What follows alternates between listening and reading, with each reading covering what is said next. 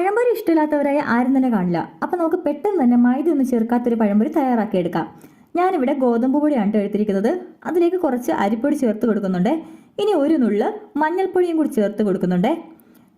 ഒരു 2 table spoon പഞ്ചസാര കൂടി ചേർത്ത് കൊടുത്ത് ഒരു നുള്ളു ഉപ്പും കൂടി ചേർത്ത് കൊടുത്ത് ഒന്ന് മിക്സ് ചെയ്തെടുക്കുന്നുണ്ട്. ഇനി നമ്മളുടെ ബാറ്റർ കുറേശ്ശെ വെള്ളം ചേർത്തൊന്ന് മിക്സ് ചെയ്തെടുക്കാം കേട്ടോ. അപ്പോൾ ഒരുപാട് ലൂസ് ആവാത്തൊരു കൺസിസ്റ്റൻസി വേണം നമ്മളിത് മിക്സ് ചെയ്തെടുക്കാൻ വേണ്ടിയിട്ട്. ഞാനിവിടെ ഒരു 3 പഴം ചെറുതായിട്ട് കട്ട് ചെയ്ത് വെച്ചിട്ടുണ്ട്. നീളത്തിൽ വേണം കട്ട് ചെയ്യുക കേട്ടോ. ഇനി ഒരു പാൻ അടുപ്പിൽ വെച്ചു അതിൽ കുറച്ച് മാത്രം എണ്ണ ഒഴിച്ച് കൊടുത്താൽ മതി കേട്ടോ. നമ്മളൊരു ഷാലോ ഫ്രൈ ആണ് ചെയ്തെടുക്കുന്നത്. ഇനി ഇതിലേക്ക് നമ്മൾ എടുത്ത് വെച്ചിരിക്കുന്ന പഴം നമ്മൾ തയ്യാറാക്കി വെച്ചിരിക്കുന്ന ബാറ്ററിലേക്ക് ഒന്ന് മുക്കി എല്ലാം ഒന്ന് വെച്ച് കൊടുക്കണം കേട്ടോ. ഇനി ഇത് കുറച്ച് നേരം ഒന്ന് വെന്ത ശേഷം ഒന്ന് മറിച്ചിട്ടുകൂടി വേവിച്ച് കൊടുക്കണേ. എല്ലാം ഒന്ന് മറിച്ചിട്ട് വേവിച്ച ശേഷം നമുക്കത് കോരി മാറ്റാം.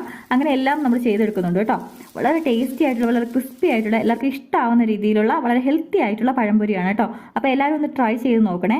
മറക്കാതെ നമ്മുടെ ചാനൽ ഒന്ന് സബ്സ്ക്രൈബ് ചെയ്യും, ലൈക്ക് ചെയ്യും, കമൻറ്റ് ചെയ്യുകയും ചെയ്യണേ. മറ്റൊരു വീഡിയോയുമായി കാണാം. അതുവരേക്കും ടേക്ക് കെയർ, ബൈ.